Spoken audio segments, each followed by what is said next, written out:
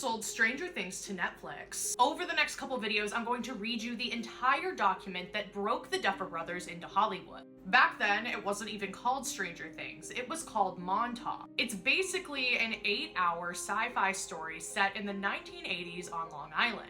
Think E.T., think Jaws, Poltergeist, and Stand By Me. Emotional, nostalgic, and creepy. It was meant to feel like one of those classic Stephen King stories or Spielberg stories, where normal life collides with the supernatural. The whole thing was inspired by a real conspiracy theory known as the Montauk Project. The story goes that a secret government base on the far end of Long Island ran wild experiments during the Cold War. Everything from mind control to time travel to contact with aliens and even monsters. The base started during World War II, but over time it became this mysterious, haunted place surrounded by bizarre rumors. Kind of like Area 51 meets the Philadelphia experiment. The series starts in 1980, right before Camp Hero was shut down permanently.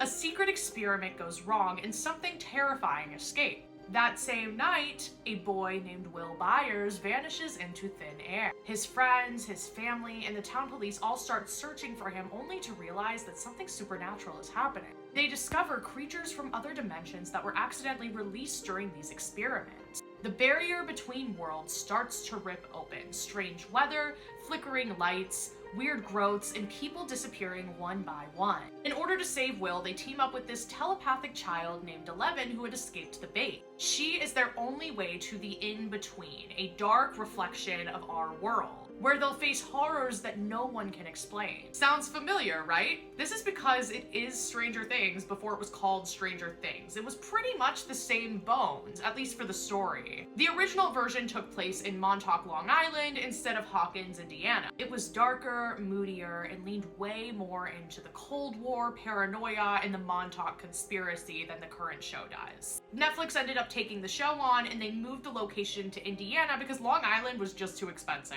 But otherwise, the story itself is nearly identical. A missing boy, a secret lab, a girl with powers, a tear between the world. Camp Hero became Hawkins' lab, and the rest is history. Check out part 2 and follow for more creepy.